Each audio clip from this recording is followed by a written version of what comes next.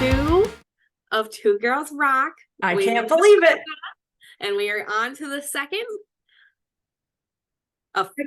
Yeah, I can't believe it. It's so fun. We made it to week 2. I'm so happy that we're doing this. I need to talk about things.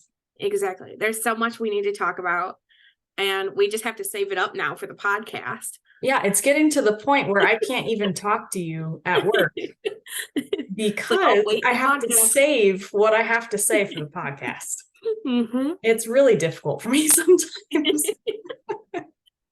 Well, this week is Eagles Week. It's Eagles everyone. Week.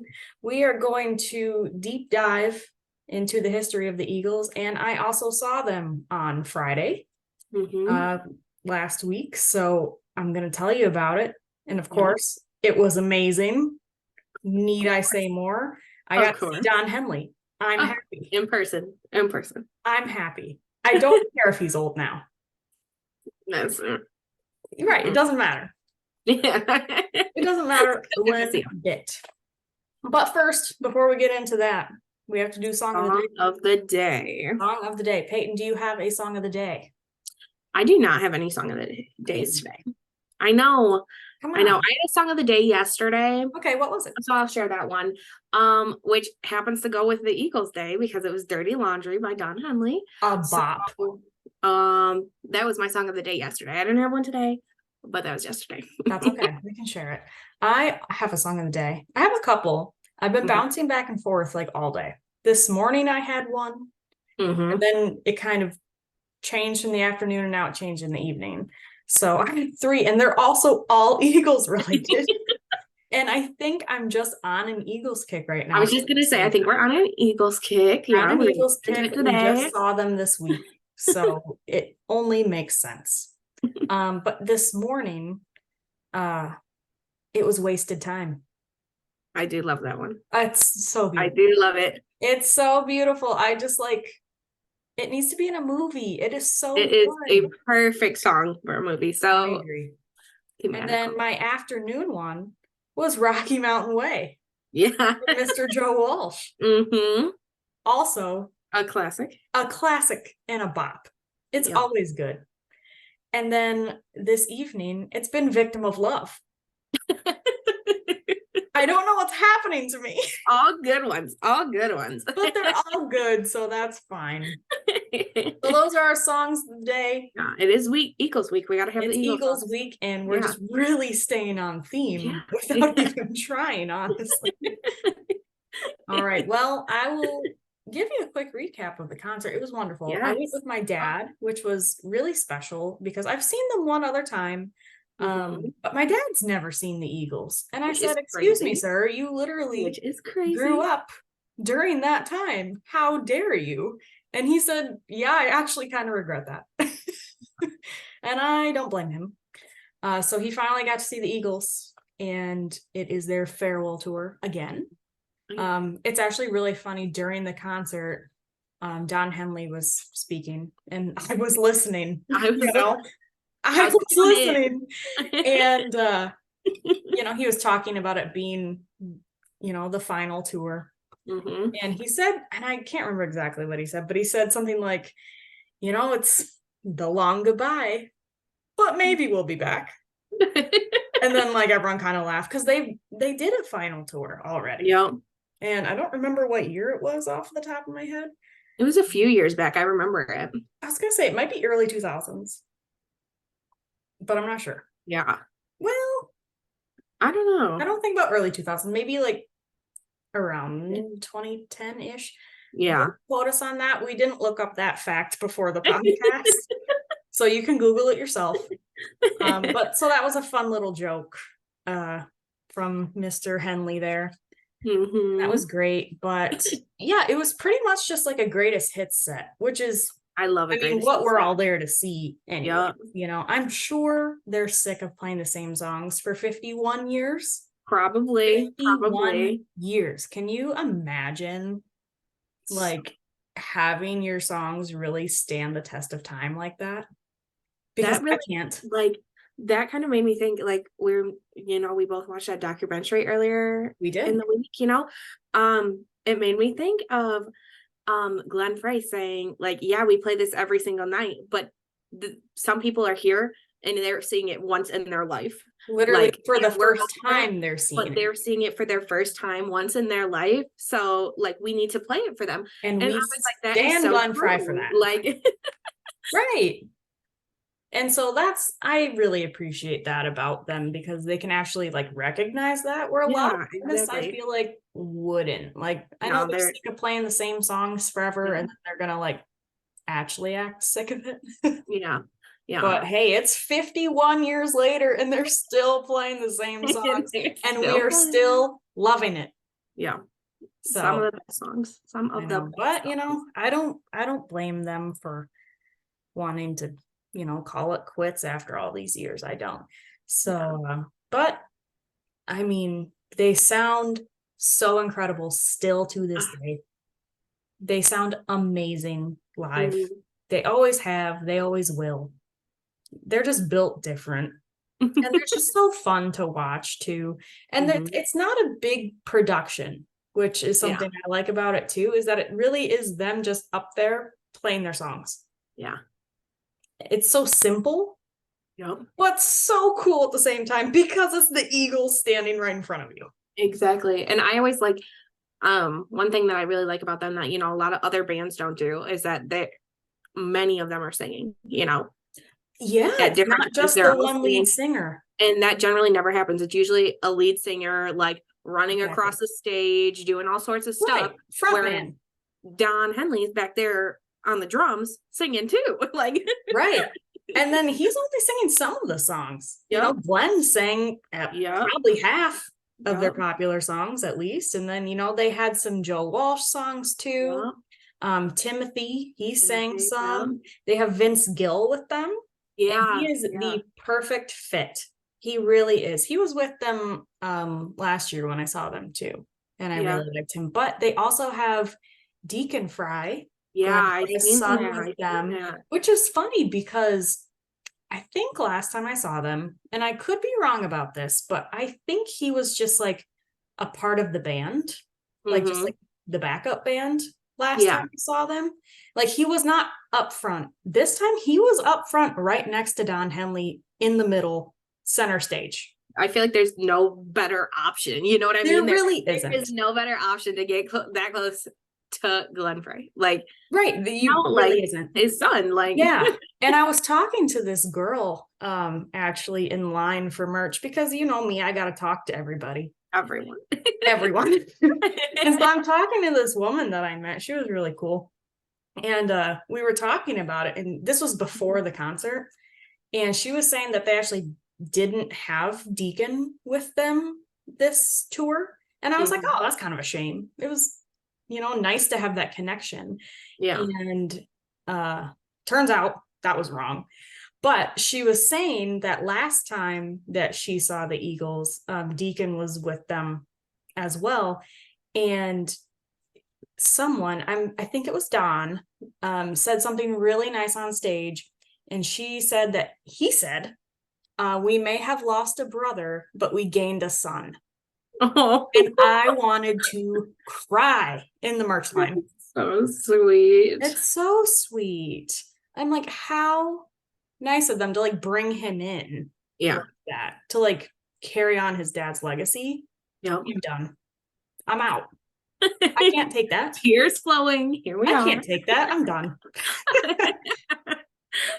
But you know, I don't really know what else to say about it, because it's just unexplainable in a way.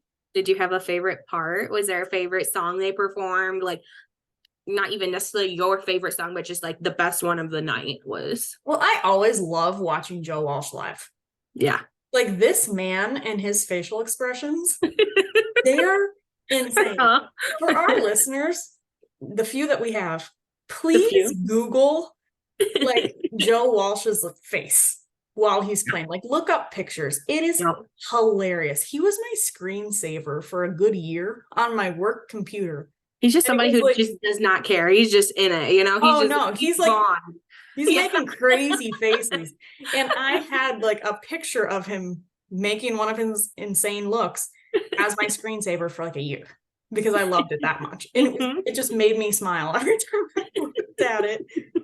So that's always hilarious watching him live. And he's just so good. I mean, they're all so good. And then just seeing Don. Seeing Don. I mean, God Seeing him up knew there. not to put me in the same, time as Don Henley. It was for the best. So, but yeah, something to kind of bridge the gap here. So Peyton and I watched a documentary earlier this week called The History of the Eagles. Yeah. Just to kind of refresh our memory, deep dive a little bit into them. And so the opening scene of this documentary, remember they were doing the like vocal harmony warm-up thing to Seven Bridges Road. It's a Steve Young cover. I didn't really know what that song was until I like actually looked it up because I didn't know the name of it. But I've heard it before. Yeah. Because they open up their show now, still with that song, Peyton. Wow. That was their opening song. Wow. Was the same song in that documentary. And so in the documentary, guys, it's them literally in the 70s. I think 77 might have been that video. And they're backstage and they're warming up before a show and they're all just standing there together singing this song in perfect harmony. Perfect. It sounds like angels singing. Beautiful. Stunning. And also, I guess I haven't watched an early video of Don Henley in a while because it was a jump scare. It was a jump scare. That man is so beautiful. I forgot how beautiful he was. I wanted to bark at the screen. It was not good. I know. I was pausing it and I was like, Ellie, come out here. Come look. Like, you gotta see this. So that was just a wonderful way to start that documentary. But yeah, they opened up the show with that song too, like today on this tour. So I thought that was really cool when I saw the documentary and it was that song too. And I was like, wow, so they've been doing this for a long time. Turns out. Quite a while. Yeah. But I mean, yeah, the set list for the show was pretty much just a greatest hits list. I mean, every popular Eagle song you can think of, they played. I was going to say, I'm looking at it right now and I don't see one song that I don't think should be on there. They even had they had solo songs on there too. Like they had some Joe Walsh solo stuff. They played Boys of Summer. That good stuff. So good stuff. It was perfect. I have no critiques really, but it was amazing. And now we can talk about the history. And now we can get into it. And like I said, they started out that documentary singing that song, Jump Scare. But in the best way possible. Jump scare. It was so nostalgic. But yeah. And then Don was saying after that, like it started showing interviews of them back in the 70s. And Don was even saying it's not a lifetime career. Yep. Like people don't like get to do this forever. Yeah, they were saying that even like some of the biggest ones, like Paul McCartney said, yeah, we're going to last like 2 years. No, literally. And the Beatles are one of the biggest bands there are. Like, I was going to say, I think I saw a poll the other day saying that the Beatles were ranked the most influential band of all time. And I completely agree. Yeah. They were at a very pivotal time. So, I mean, they even talked about it in this documentary. The guys were like, I remember the first time I saw the Beatles on TV. Or I think Glenn too, he went and saw the Beatles. That he's seen them. And they were saying that they're such like a they kind of seen them and they're like, wow, I definitely like I kind of want to do this. With they were talking about Elvis too. Especially Don Henley was talking about Elvis, about how like that was the first record he got was Elvis. And like watching them perform on live and they're just like, yes, that's what I want to do. I agree. It's really good for them. But yeah. And then Don also explaining the whole time the documentary was kind of like foreshadowing the breakup. which I actually really liked because I think it properly showed how much tension there really was in the band. I was just gonna say that. I feel like, starting off, it kind of like showed you like right when they were in the thick of it, like right when they were at the top, that sort of stuff. And then it went back to like when they were growing up, all that sort of stuff. And then from then on, as how soon they as it formed started the band. the band. Yeah. Like you could just see the certain tension between certain people, you could just see those few like well, right. Because even blow up. I feel like too, even just people had different expectations for being in the Eagles, like Randy. Yeah. Different. Yeah. And then Bernie Ledden. Yeah.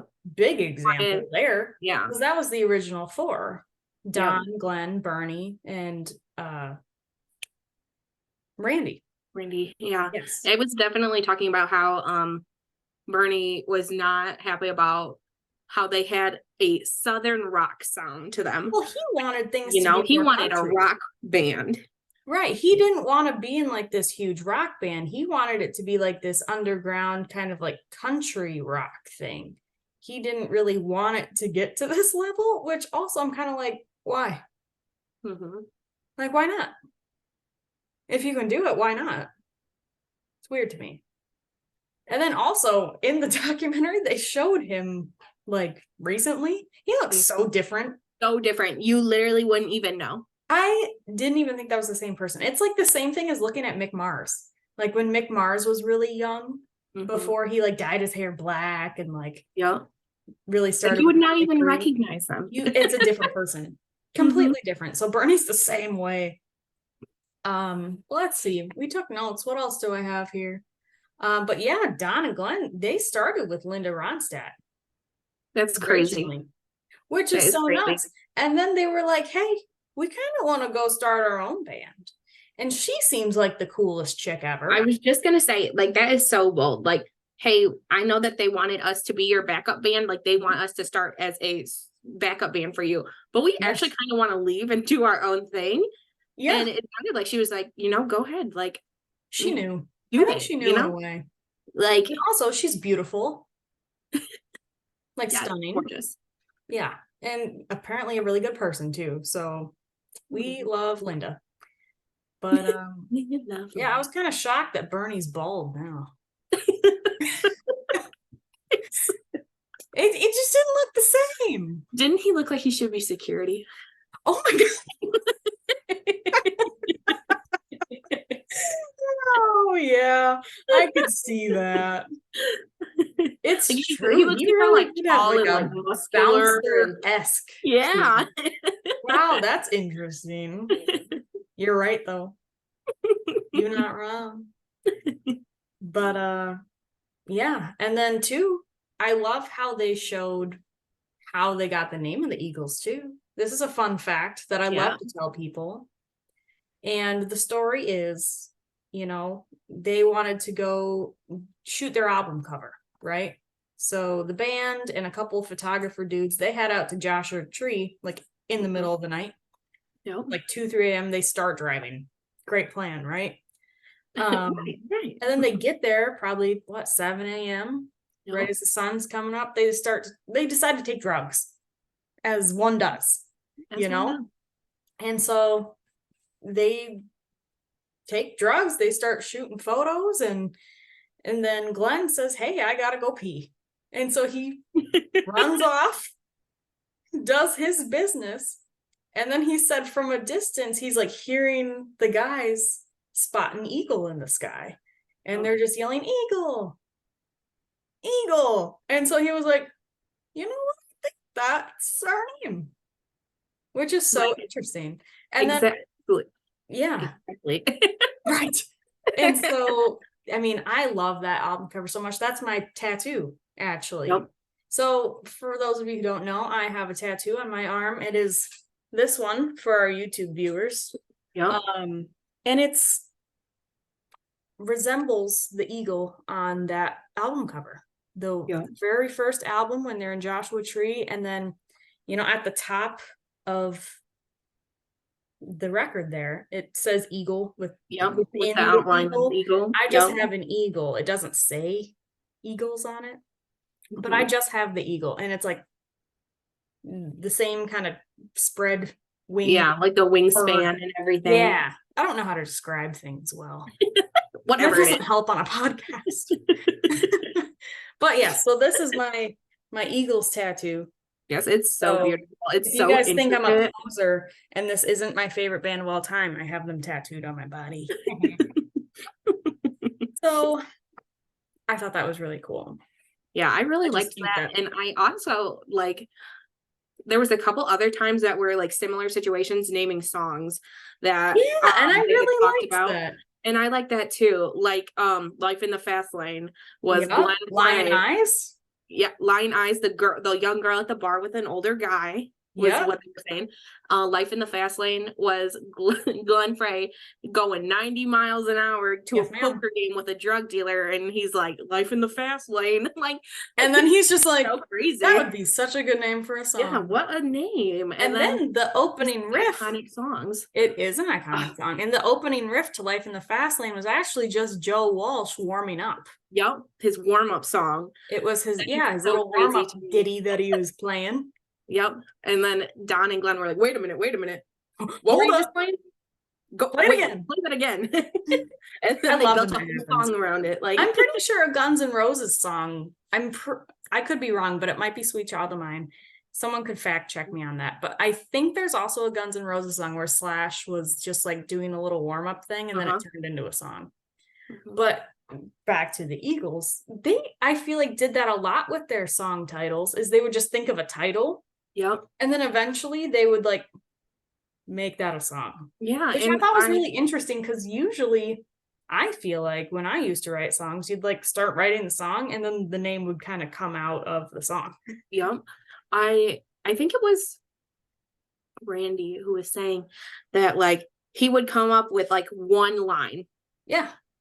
And he'd be like, okay, this is it. And then I think he was saying that Glenn and Don would take it over, and all of a sudden it was a song. Yeah, exactly. Yeah, because Glenn and Don, based off of one line. Yeah, they wrote the majority of the songs. But granted, I did like too, in the documentary, they showed a couple of their friends that they met along the way that also helped write some of the songs. I think one guy's name was JD. JD, yeah. I feel like there was another J name. I'm pretty sure there was. I can't remember what it was, because I feel like JD was in it for quite a while, because I'm pretty sure it was he helped Don when he went on his solo career. I'm pretty sure it was too. Yeah, because he stayed with them. Yeah. But I mean, too, for Take It Easy. I don't know if it was JD. It might have been the other guy. I should have wrote that down, but I didn't. But someone else was part of that songwriting process, and he had the line first of, I was standing on a corner in Winslow, Arizona. Such a fine sight to see. But then he didn't have the rest of the verse. So then Glenn came in with, it's a girl, my lord, in a flatbed Ford, slowing down to take a look at me. And then he was like, redemption, girls, and cars, all in one line. That's genius. Hit the jackpot with that one. And it is one of the most popular lines in that song. So at least in my opinion. But yeah, I liked how they did that with a lot of their songs. Because they thought of the name first. Yeah. I really like that too, because it was definitely different. You know, a lot of people even have hard times coming up with a name, you know. Hotel California was one too. Yeah. Actually. A lot of them were. Now that I'm thinking about it. They talked a lot about that. I thought that was really cool. But yeah, and then Lion Eyes. There was a young girl at the bar with an older gentleman. And then the guys were like, look at those lion eyes. Yep. And then I guess that bar, the name was Dan Tana's. I wrote that down. That was the name of the bar. A lot of girls would go there to like hang out with the bands and stuff that would also frequent. And then they would go home to their boyfriends after. So interesting. place to be, apparently. A place to be, I guess. But yeah, and then they lost Bernie. Yep. He walked out one day when he kind of got fed up with things, and yep, he was done. He was out. The end of him, and then him and Glenn got in a fight in Miami. Mm-hmm. He poured a beer on Glenn. And said, "You need to chill out, man." And then they almost got in a fist fight.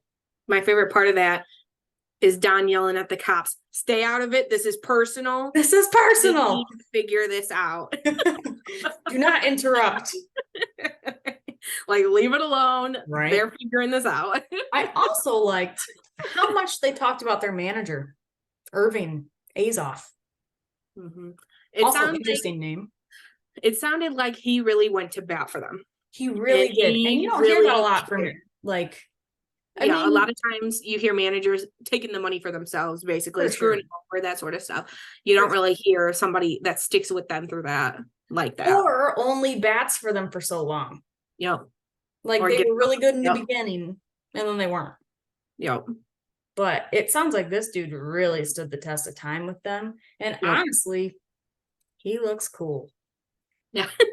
I like him. But yeah, because Irving was also managing Joe Walsh. Yep. So when Bernie left, he was like, "Hey, what do you think of this guy?" And in comes one of my favorite men ever, because he's crazy, Mr. Joe Walsh. And they were like, they wanted a more rock sound anyways. So they thought replacing Bernie with Joe would give them more of that rock sound, because his style was a little bit harder. Yep. They would dip a little bit vocally, but like their music would go up, and they were willing to take that bet. And honestly, I don't think their vocals suffered though. No. Like, I really don't notice that much of a difference, like in their harmonies and stuff, after Joe joined versus when they had Bernie. No, I don't. Just not listening close enough. I really didn't hear a difference either. Yeah. Well, one way to do it, I guess. So, yep. And then Joe, he was known for trashing hotel rooms. Oh my gosh! What is it? $20,000 for one hotel room? Like, how, actually? Take the whole hotel. Like, there's really not much in a hotel room. Yeah. To damage. Yeah. To get you like $20,000-$30,000 in damage. Yeah. That's crazy. You really have to wreck the place, like walls, floors, everything. And like they joked they got him a chainsaw for Christmas one year as a joke. And then he actually used it. So homeboy was doing damage, but I'm still shocked that it was that high of a number, especially back then. Yeah. Yeah. So I don't know about that, but that guy's nuts. He was hanging out with John Belushi. Yeah. For crying out loud. Yeah. In Chicago. They spray painted their pants to get into the fancy restaurant. Yeah. And then once they got up to leave, the black spray paint stuck to like the really fancy, nice chairs. Yep. So they just like backed on out of there. And I'm like, oh God. That sounds like trouble. And then he also quoted, he was like, "One of the worst things to happen to me was Keith Moon decided he liked me." And I'm like, oh my God, that would be actually terrible for him, because it's just adding to the chaos. Yep. Just more and more crazy. It's true. Yeah, but I have a note here too about the Hotel California meaning. I know we kind of already talked about that, but another story. So when I went to their Hotel California concert last year, that tour, I was talking to somebody else, because you know me, I'm making friends. Yep. And it was the guy sitting next to me, and he was like a huge Eagles fan. Mm-hmm. Huge. Like, he was like us. Like, he had a lot of random knowledge. He's got all the knowledge. Like, he knew a thing or two. And I loved talking to this man. And so he was like, you know what Hotel California is about, right? And I was like, well, in this documentary, they don't actually say what Hotel California is about. They talk about how songs mean different things to different people and how it can kind of form to what you want the meaning to be, which I think is really special about music in general. Yeah. But I noted that too. Right. But in this documentary that we watched, they said that Hotel California is about a journey from innocence to experience. Yep. Which, vague. Definitely. Vague, but I like it. And so, back then I didn't really look too much into it, And so I was talking to this guy at the concert, and he was like, do you know what Hotel California is about? And I was like, not really, to be honest with you. And he was like, it's totally about them going to rehab. And I was like, duh. Like, I'm stupid. Of course it is. Say, like, I feel like that just makes so much sense. I felt so stupid. I was like, that makes so much sense. I feel like when you're really thinking about it, I feel like you read into it deeper than that, you know what I mean? Yeah. Like, it really gives out the persona of like, okay, life, you know what I mean? Just like life in general. Right. But now I listen to it. Now, yeah. And it is so clear and obvious, which is so funny to me because before he told me that, it just went right over my head. I didn't even think that hard about it. Yeah. It was, like you said, just kind of about life in general, a life struggle, a journey from innocence to experience. As they said. As they said.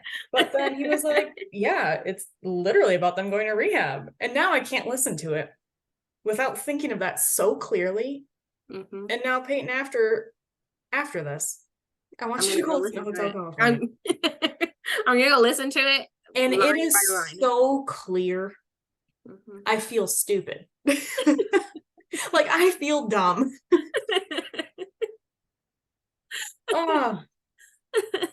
But that song too, that was when I cried the first time I saw them live last year. It was because for the Hotel California tour, it was a little bit different than this one because they didn't have an opener. So they did 2 sets. And the first set was they played the Hotel California album front to back. Yep. It was amazing. They even had like people come in. Like when the show opened, it was like this dude in like a trench coat. It was like really spooky, kind of. They had this dude in his trench coat, and they had like a little record stand like on the stage, and he like walked across the stage and went and like put on the record. And then the curtain went up, and they started playing Hotel California. And so that was super cool. And then when they were halfway through, they had this woman in this beautiful ball gown come out, and she flipped to the B-side. So I thought that was pretty neat. Yeah. I feel like that's really like simple, but like a really nice, just kind of like introduction to it.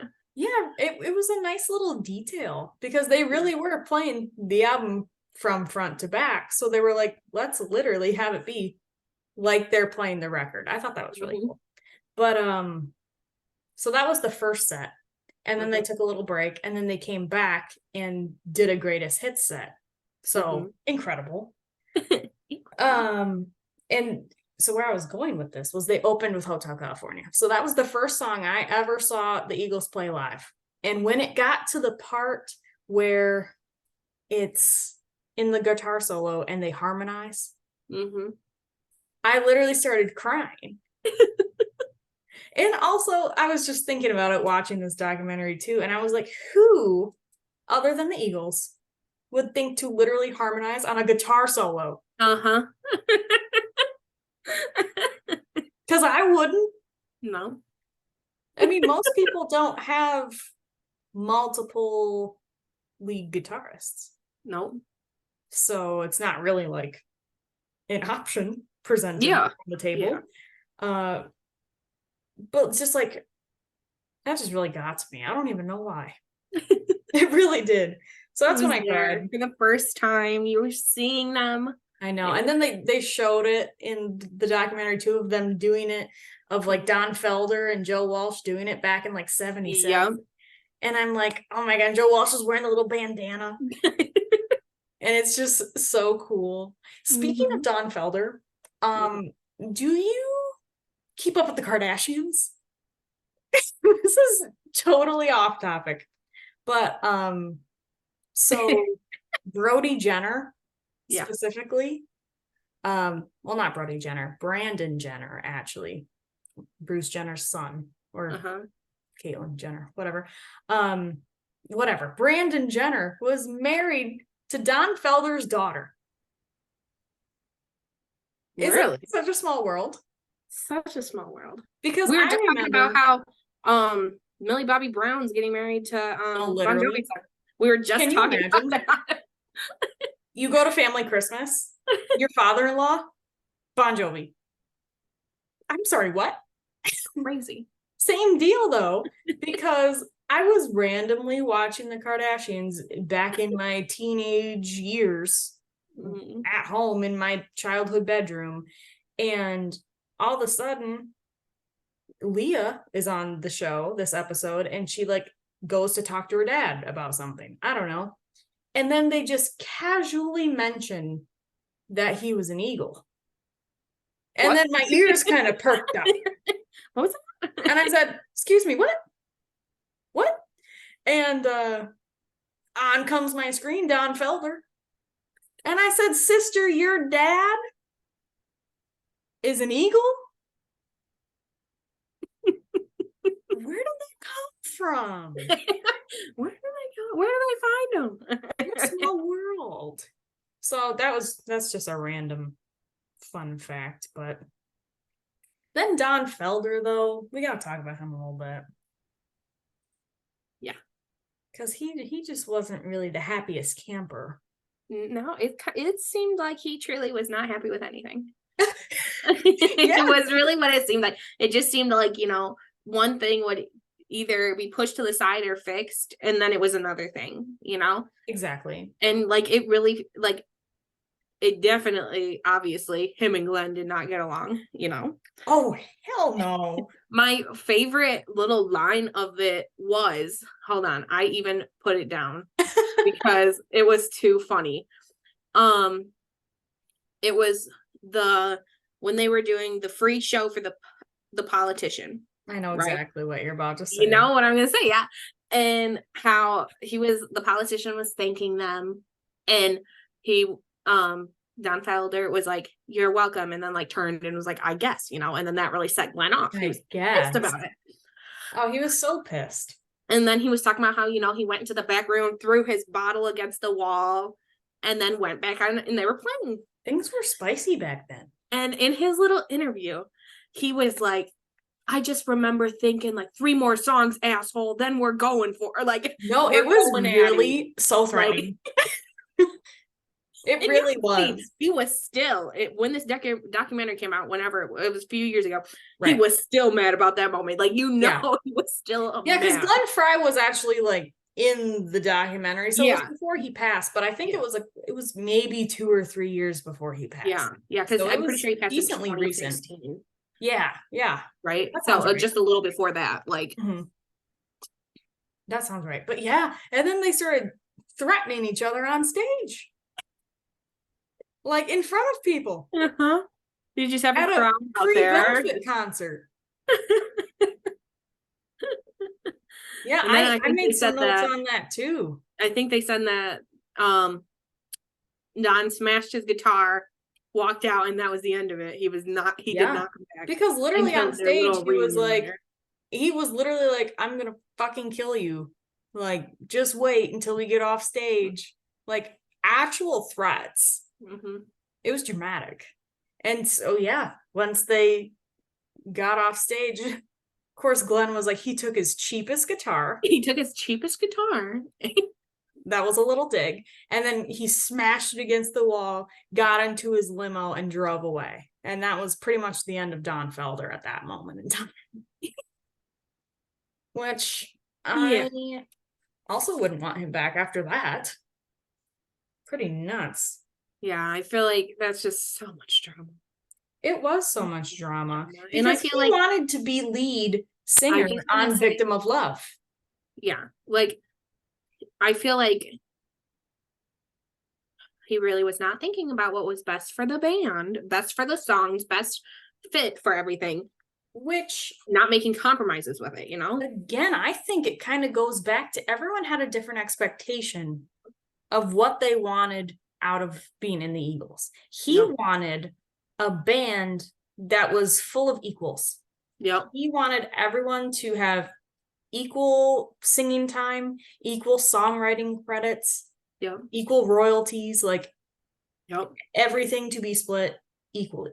He was not okay with Glenn and Don Henley being like the main leaders of the band, because he felt like he was pushed back.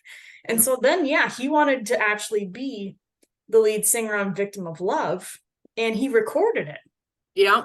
And then remember, they were like, it was their manager, Irving. Come to dinner. Yeah, he was like, it was my job to basically take him out to lunch or dinner while they went to the studio and re-recorded the vocals with Henley on lead. And so he did it. And he was like, hey, listen, I'm sorry. I'm just the messenger here. I'm just the messenger. Don't shoot me.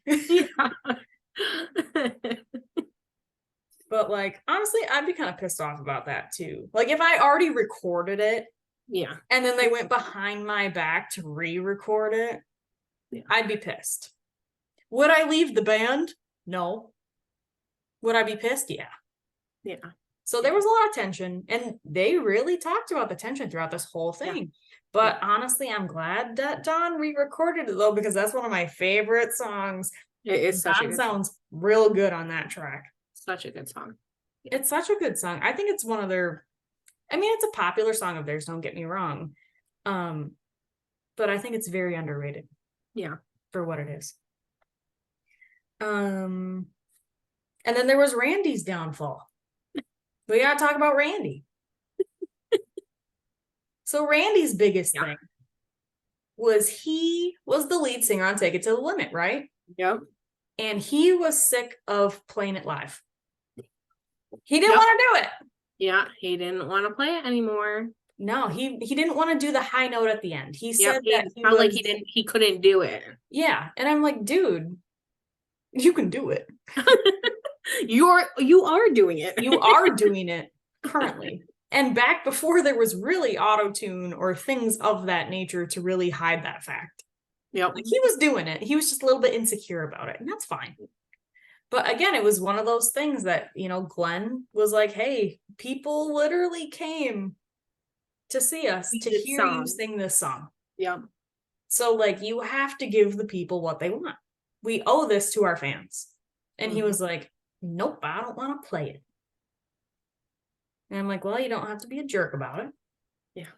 So that was, that was Randy's problem. I forget what really made him leave. Was it that? I feel like it might have been. I think it was, because I think it was along the lines of, okay, well, you don't want to do it, then leave.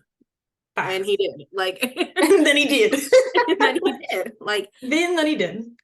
But then they got Timothy B. Schmidt from Poco. Yeah. And honestly, I cannot imagine a better fill-in. Because, I mean, vocally, they're pretty... Very similar. Yeah. Very similar. Very similar in their vocal ability. Like, they could both sing more high-pitched songs. Because, I mean, Timothy B. Schmidt, now he'll sing Take It to the Limit live. He does a great job doing it. He'll do it. He's great. I love him. And then I really like Timothy's vocals on I Can't Tell You Why. Mm-hmm. That is also one of my favorite Eagles songs that I think is very underrated.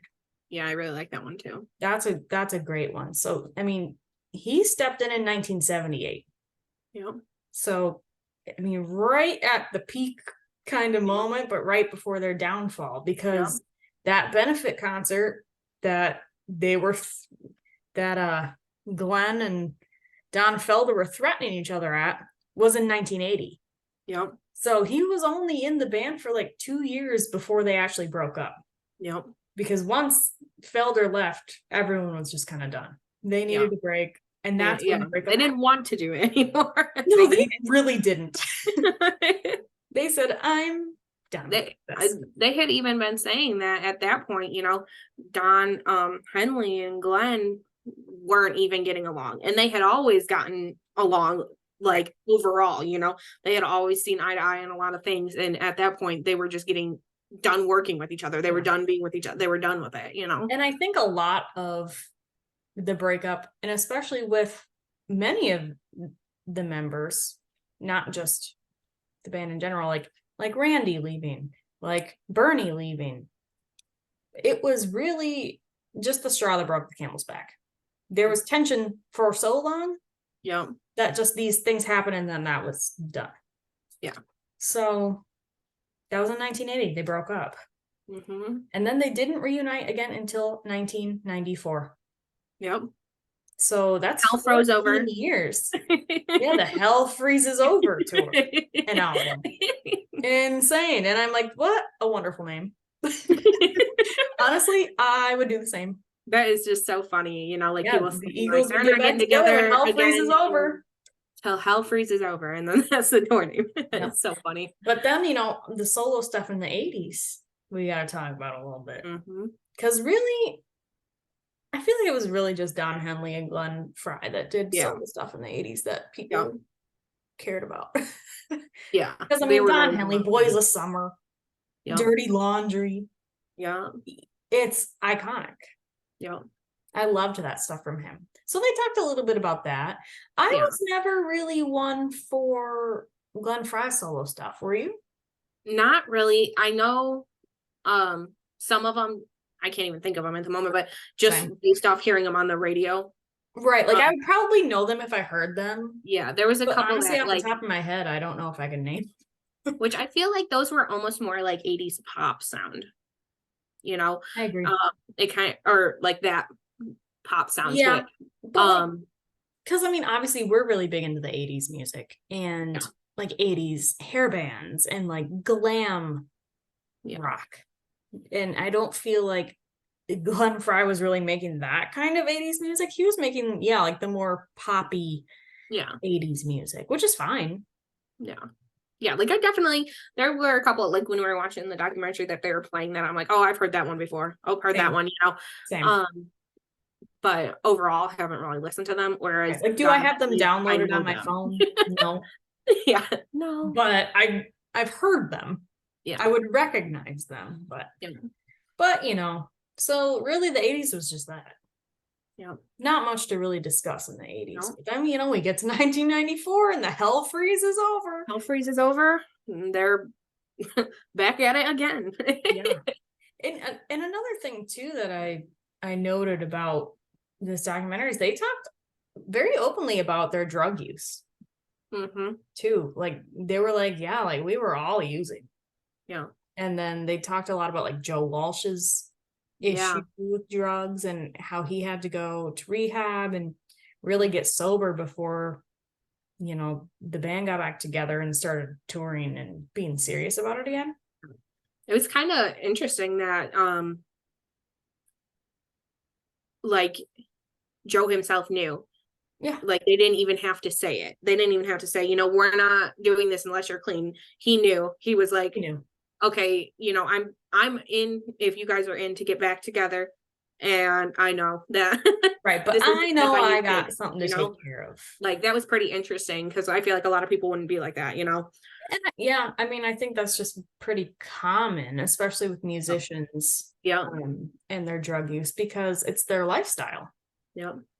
I mean, it's not like they're going to a 9-to-5 corporate job every day. Granted, I mean, I guess I shouldn't speak on that because I don't know anything about that. But I mean, I know a lot about musicians and, you know, their drug use and things like that. So it was really nice to see like him take accountability for it. one part that kind of stood out to me was him saying, after the reunion, you know, and later in life, after he was clean, how he was so nervous singing his songs in front of people because he had never been really sober singing them before on stage or anything, because he'd always been drunk, he'd always been on something, and he was nervous about doing it. And I think that's so funny because like, you've been doing this for how long and you're nervous about it? That's crazy. That's crazy to me. And like, I know that's definitely got to add a level to it, but I'm like, I feel like if you can do it on drugs, you can do it sober. I mean, at least you might even sound better. I mean, Motley Crue, they were like, you know, Dr. Feelgood was one of their best albums because they were actually clean and they could work better. They can function better. Yeah. So I don't know, but yeah, I thought that was interesting.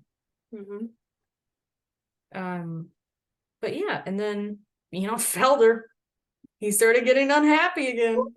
Shocker. He's fine for a little bit and then back down again. We're back at it. The same bullshit too. Yeah. Like, just unhappy with the structure of the band. Yeah. And I'm like, so if you really like, don't come back then. Yeah. Like, it's the same thing. Yeah. It's like going back to an ex. They're never gonna change. No. It's the same person. It's the same band. Exactly. Same band, same people, same structure. Like, same structure that you were unhappy with 14 years ago. Yeah. And you're still gonna be unhappy about it. I hate to break it to you. Nope. So, well, but then the Long Road Out of Eden album, they got Stuart Smith, and he was a hired gun, but he also kind of helped with the songwriting a little bit, which he still plays with them today. Yeah. So I thought that was really cool. I like that they showed him in this documentary a little bit. So did I, you know. I like that they did that. They showed like the managers, they showed David Geffen. They showed, you know. I liked that they showed every member that was in it. You know, they showed they even showed Stevie Nicks for a second. And I said bold. But also she's cool, so it's fine. You know, like, because I mean, they dated, her and Don Henley. One of my all-time favorite songs is Leather and Lace. It's just, I needed them. So together. When I first figured out that they dated, I was like, do they have a song? And so then I looked it up and they did. That is one of my favorites. I love that. I said, how perfect. Leather and Lace. Yep. Don Henley, Stevie Nicks. Perfect. Perfect. I wonder if that's also like a song where they had like the title first. And then I feel like with that, like, I feel like not even necessarily the title, but that concept of it, you know? That's like, what I'm saying, yeah. Even just like that, like, harder rocker. Yeah, like, he's leather. She's leather. She's lace, you know? Like, oh, I love it. So perfect. But yeah, she was only in it for like a couple seconds. She said something really nice about the band though, which I thought was really cool. But yeah, she wasn't really in it much. They just had her like say one thing like right at the end. But it was a really good documentary though. Is there anything else that really stood out to you about it? There was a couple of things before the band that stood up to me. One was about Glenn Frey. Yes. You know, Detroit. He's from, gotta love when someone's from Michigan. Our state. You know, we love it. I really liked that Bob Seger took him under his wing. Isn't that something? He like studied under him, helped him with songs. That is crazy to me. And I feel like Bob Seger, just in his own right, is just such a classic. You know, Bob Seger, yeah. Yeah, exactly. He's just like one of the greatest, you know. Like, I would listen to the Greatest Hits album over and over and over again to that one. For sure. But yeah, it was weird that like came up because I was like, so how did this happen? Yeah. Did you just stumble upon Bob Seger one day? Exactly. Because how come that hasn't happened to me? Where is he? Where is my Bob Seger? Who's gonna help me? Yeah, I found that crazy, and I was like, how cool. Like, Yeah. Literally. Like you just like he was just like, yeah, you know, like you got talent. I'm gonna help you out. I just took him under my wing. Just took him under my wing. His words. And I said, so how did that work out? How did that come to be? Yeah. Shocking. Anyways. So that was kind of like, oh, interesting. And another thing that stood out to me, there was a couple things with Don Henley, but this was just more personal things, you know. One thing that stood out to me was college and how he said he failed music classes in college. Because it's so crazy, you know. But he was an English major and I am currently an English major. So I was like, we've got it in common, you know. And then but can you imagine being his music teacher and like failing him? Yeah. And then later failed when he was in my class. The lead man of the Eagles. Yeah. One of the biggest bands, you know. It's one of those I'll show you things, I guess. Another thing that I thought was pretty like interesting, obviously a lot of their songs are about social issues and stuff like that. And like, you know, a lot deeper meaning than you would think, you know. But how involved he is in environmental issues. Yeah. Because that was something I was always like very interested in, very involved in, you know. I studied environmental science for a bit. And he was saying that like it was going on like when the documentary came out, like 20 plus years of having his own fund for Walden Woods. Yeah.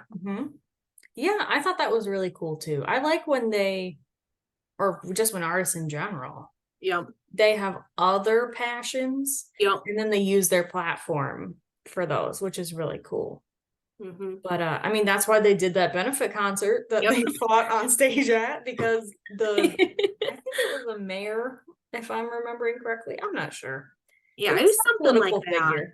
Yeah, it's a political figure, and I just know that they agreed with his platform. Yeah, they agreed with his platform, so they were like, "Yeah, we'll do this benefit thing with you." And then Don Fenner was like, "I don't know anything about it. I don't care."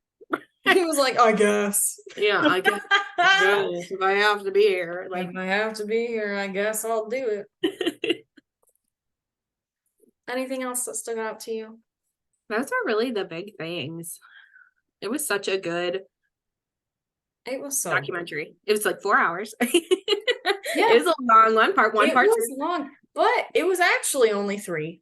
Because also, for those who haven't seen it, it's called The History of the Eagles. I found it on Amazon Prime. You can rent it, but the documentary is 2 parts. So the first part is kind of leading up to the breakup. Yeah. And then part 2 is everything after the breakup. So like in 1994, when they get back together, like the solo stuff in the 80s, pretty much everything 1980 on was part 2. And so then when they ended, they showed the 1977 recording of a concert they had on the original Hotel California tour. They had the whole thing. Yep. So that was the last hour of that documentary, and I watched the whole thing. Yep. And it was beautiful. So good. They just sound amazing. And to see that recording, it really makes me sad.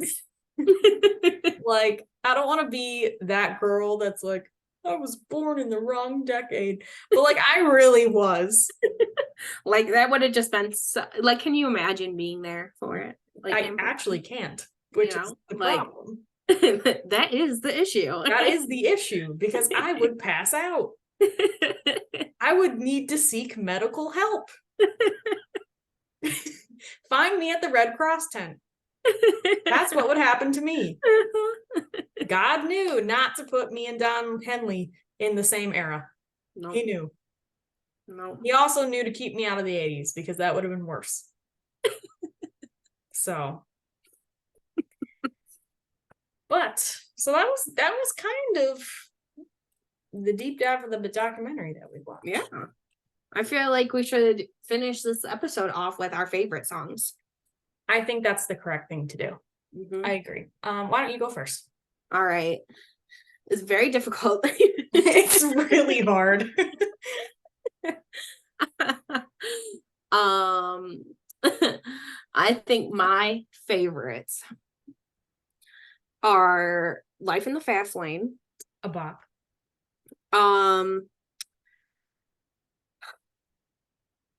Lion Eyes. Beautiful. And I think I would say One of These Nights. Oh, I love that song. I would say. Yeah, it's one of my favorites. The album cover is my absolute favorite. I love it so much. Which one? For One of These Nights. Oh. I love that album cover so much. For some reason, I don't know why, but I really like the Long Run cover. It is so plain, and it is literally just Eagles, I get what you're saying. Long Run. But there's something about it, like the way that it fades. Yeah. On like the ends of the letters. I really like that. I don't know why, but I really like that album cover. It's simple, it's to the point, but it's iconic. Yeah. I don't know why. Yeah. But I love that very first album cover. Just the eagle. It is so beautiful. And it is. It's just that eagle at the top. I feel like a lot of theirs are just simple, but they're just like very nice. Like they're very cool. There's just like meanings with them and everything. And that's something too. I feel like the Eagles are so cool because I don't feel like they try that hard to be cool. They just are. Like they let their music speak for themselves. Yeah. Amazing. But great song choices. I love that for you. My favorite songs. I do love One of These Nights. I always picture him singing it to me. But I'm also delusional. Yeah, me too. You know. But I think I would actually put Wasted Time up there. I do love that one. I think that is such a beautiful song. It was definitely at my top. Like it was really hard to actually rank it. Yeah. Because there are so many to even put in your top 5, let alone a top 3. Yeah. So I don't even know how to do that.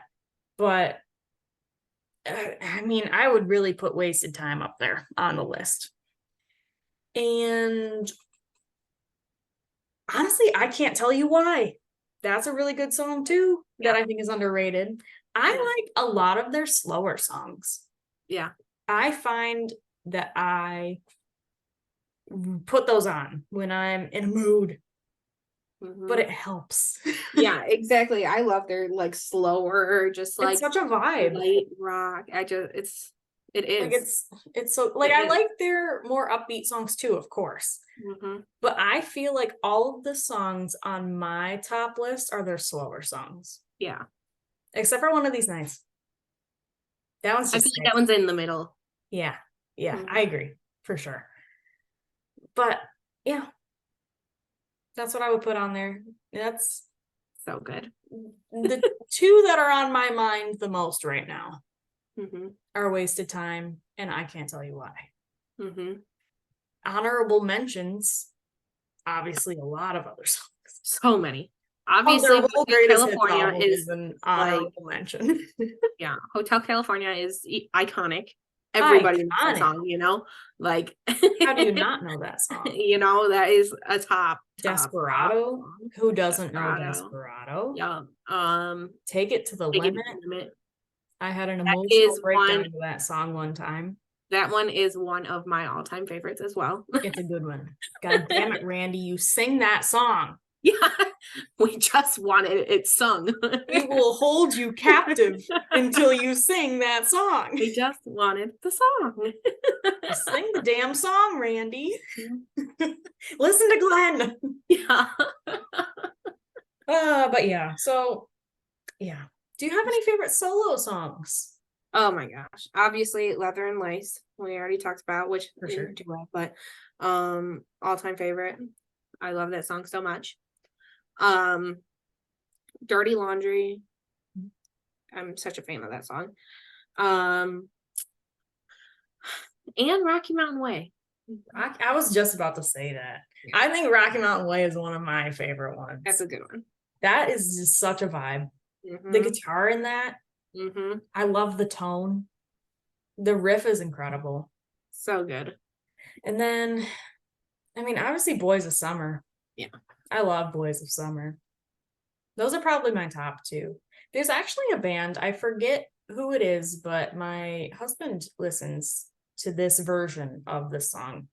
There's a band that does a cover of Boys of Summer, and it's a little bit more rock. A little bit harder. It is so good. I'll have to send it to you, but I cannot remember who sings it at the moment. So I'll have to look that up. But it's really good. But yeah, I think those were kind of our favorite songs. Anything else we should add? The hard ones to pick, but they're so hard. It really is. Well, anything else we should say before we wrap up Eagles week?